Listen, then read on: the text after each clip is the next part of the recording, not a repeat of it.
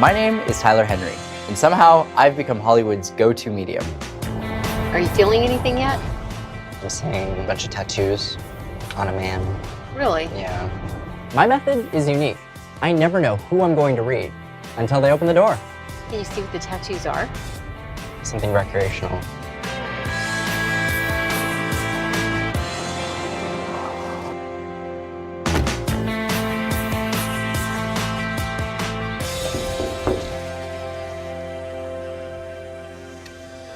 Hello, how are you? I'm Tyler. I'm good, Gus. Oh, great to Hi. meet you, Gus. Nice to meet you. I'm doing well, come in. I'm Gus Kenworthy, I'm 26 years old and I'm an Olympic free skier competing in slopestyle. Tyler may know me because I came out after the 2014 Olympics and was one of the first openly gay Winter Olympians and first openly gay action sports athletes. Having a good day? I am, I'm excited to meet you, I'm nervous. It's wonderful to meet you. When the door opened, I had absolutely no idea who the client was, but I had a lot coming through in that moment, so I was excited to jump into the reading. I have to tell you, on the way here, it was so funny because I was getting some impressions, and there was a reference to a man with tattoos. That's me, And then you opened the door, so it's literally you. My schedule is crazy at the moment. We've got a ton of Olympic selection events. The last one ended yesterday. I flew in last night, and as hectic and crazy as it is, I thought it was important to meet with Tyler because I have unanswered questions, and I think that this is going to be important and grounding. Hey. Well, it's wonderful to meet you, Gus. Yeah, it's nice to meet you too. So happy to be here. I mean, I'm excited to see what comes through today because I've had some stuff coming through already. As an athlete, and especially as an athlete that's been in the closet for most of my career, I've become very good at kind of like turning off my emotions and compartmentalizing everything, not really showing a lot of vulnerability to my competitors or anyone else that I'm around. And this experience is different because I'm really letting my wall down and letting my guard down and letting someone inside, letting someone read me, and it makes me nervous. It's something I'm not used to. Have you seen the show before? I have. Nice. So you kind of get the idea of how it works. Yeah.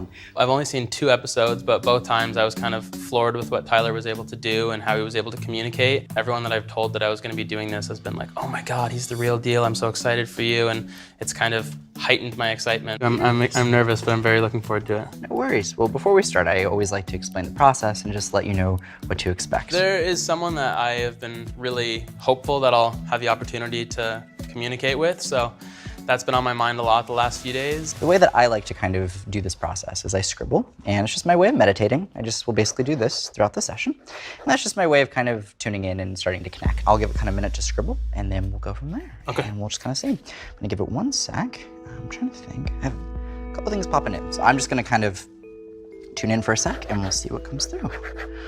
So there's that. Do you have someone who's passed away before their time, like at an earlier age? Yes. Was this something that could be perceived as quick, or people did not feel like they got to say goodbye? Yes. Gotcha.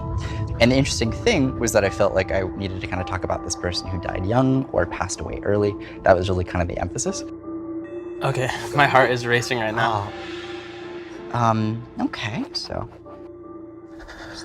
As soon as we sat on the couch, he was like, I'm picking up on someone that passed away tragically young. And the person that I want to connect with passed away when he was 16, and I was 14 when it happened. And so obviously that was like lighting up in my mind. Do you know if there were any like trips planned around the time this person passed? Yeah, Like, we had a trip the next day. gotcha. Okay. At his last, like, they're bringing me to end of life, end of life, end of life. They're having me talk about 3 people, and it would have to be oriented towards like, right around when we pass, right around when we transition. There's 3. There's 3, 3, 3. Do you know who those 3 would be? I do. Okay. One of the 3 people is me. It's you. One is my friend Colby, Okay. and one is my friend Grayson. Gotcha. The 3 of us were part of like a much bigger friend group, but the night that my friend passed away, the 3 of us were there and witnessed it, and we're part of it. I'm so sorry. And then he's having me acknowledge, like, I don't know if you know about this, but there's a feeling with this of being honored in 2 separate places. Yep. Typically, you know, we'll do one big memorial and then we move forward. But the feeling with this, he's showing me being loved and he's showing me having connections in different places. There would be 2 for me. There would be 2. So that seems important, and there's an appreciation behind this. For some reason, he's having me acknowledge a group of people, and then he's having me acknowledge a color and like a group color thing that would have been done in a memorial type of way. So for example, if like everybody wears one color, or if everybody releases a balloon of a certain color.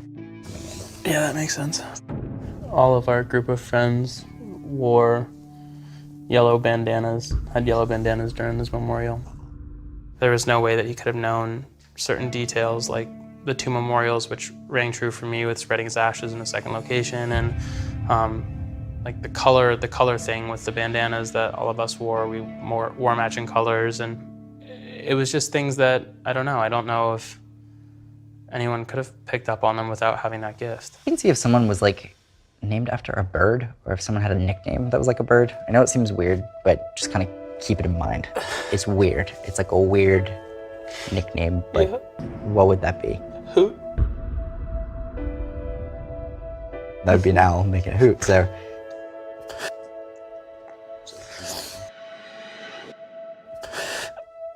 We've always had this connection, our group of friends, with owls because of him, and we did like a t-shirt that was a fundraiser for his memorial that had an owl on it. And so I got this owl tattooed on my rib cage before the last games. After he passed, someone was going to cancel something and then went through anyway. We were gonna cancel it and it was like, no, don't cancel it, like do this anyway. And the feeling is doing it anyway, and a feeling of like appreciation for not canceling. So. Yeah, that's true. So that's really important. That's was me with my career. I didn't think I wanted to continue skiing after Hoot passed away. I lost my best friend. Like, I just felt depressed, and kind of like from that decided to rise up and really continue with the things that I loved previously, because I loved them, and the things that he loved, and if anything, tried to put more emphasis on them to make a life out of them. There's just so much appreciation. So much appreciation. And what's so interesting is he's showing the symbology of handing you a torch, and you're taking the torch and you're running with it. And I feel like this is his time now to give you that torch and to help be with you, you know? And he is. It's a lot. It's a lot to take in. Yeah, no, it's pretty accurate, though. It's crazy. Yeah, but please know, they're with us. We'll get some tissues too. We'll take a minute. I mean, I've wanted to hear some of those things for 12 years. He was a huge part of my life. I mean, when I was a kid, he was one of my best friends, and we had the same dreams and ambitions. And since he passed, even though I was young, I did kind of make it like my life's mission, or at least for skiing and my skiing career, to do it, and do it in a big way in his honor, and because of his loss, and not let it be something where I feel like he died in vain. He's like the number 1 person to come through. He's the number 1 person that's going to be around. It's the person I was hoping was going to come through. I really encourage you, especially when you feel like he's not around and when you're missing him, you know, just speak out loud to him, think about him, kind of create that dialogue in your head even, because they can hear us, they can feel our intention, and clearly he knew that you were wanting to hear from him, and that's important. Oh, he's so proud of you in all of what you've been able to do, and it's like, he showed me symbolically his book closing and your book opening. I've so wondered, like, if a spirit is even something that existed before this, but like if he knew at all, like what people have done, the way that the community came together for him after he passed. And so I think it just kind of like brought me peace to know that he did know that and does know that and sees that and is present for it. How long ago did he pass away? A long time ago. 12 years ago. We loved skiing. Our whole group of friends skied together. I don't know if you know who I am, but that's what I do. I'm an Olympic skier. I was in the 2014 Olympics. I won the silver medal in my event.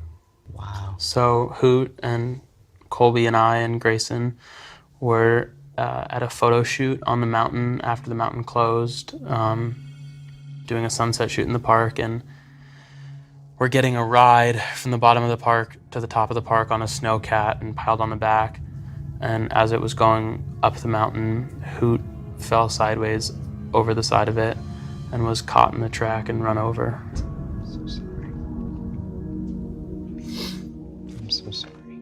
I think that guilt was something that I dealt with, and to be one of 3 people sitting on the back of a snowcat and having someone fall off the side and die, it's like you feel like maybe it should have been you, or it shouldn't have been him. And I know for myself, especially, I was in the closet at the time. I mean, I hadn't told anybody that I was gay.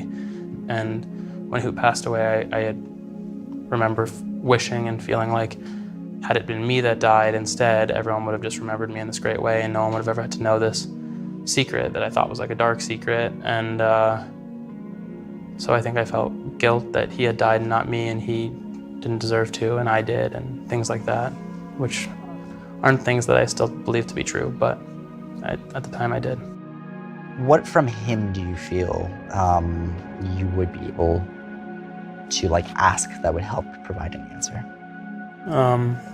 Well, it was really interesting when you were saying everything about the passing of the torch and everything, because after he passed, I've basically dedicated my whole career to him, and I feel like I'm coming at some point to a transition period, and if I stepped away from that career, if that would be okay with him.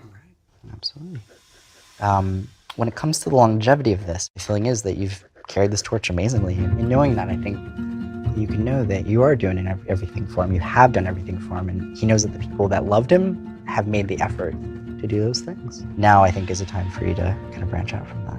I think that talking with Hoot today kind of like reminded me that it's not just me and my pride and my ego and my career, but I'm also doing it in his honor, and I'm doing it for the LGBT community, and I think that there's so much else that I am doing it for, and I think that this experience with Tyler today kind of just put it in perspective. So Winter Olympics are coming up. Do you have any plans for that? Yeah, I mean, we're in the middle of our qualification process, which is crazy because the games are in a month, but I go directly from here actually today to my last qualifying event, and then our team is announced next week. Hopefully I'm part of it. That's amazing. Well, congratulations. That's incredible. Thank you. Absolutely. I'm going to be watching. I'll be rooting for you. Thank Be on the you. side of the mountain with the pom-poms. I'll be like, or no, I won't. But anyway, that's awesome. So awkward. Oh my God. How did I get a TV show? Okay. All right. That was good. It's been wonderful to meet you. Yeah, it's been great to meet you too. Absolutely. Thank you. All right. Appreciate it. Well, anytime. I'm always here if you need anything. I feel drained. I'm like sweating from sitting there earlier hearing it all, so yeah, it was wild. Thank you. Thank you. Bye. Bye. That was crazy. I had no idea if he was going to pick up on the person that I was hoping to talk to Hoot, and like the very first thing he said when he sat down, everything just started to go that way, and I don't know, my mind's blown. It was amazing. Wow. I think going into the Olympics, making the team, if I do, I would be bringing Hoot with me in spirit, and I think that today gave me a sense of closure in a way, and then in another sense also showed me that it's just not closed at all, and his spirit's still there. So I'd be very excited to go back to the Olympics and to bring Hoot with me.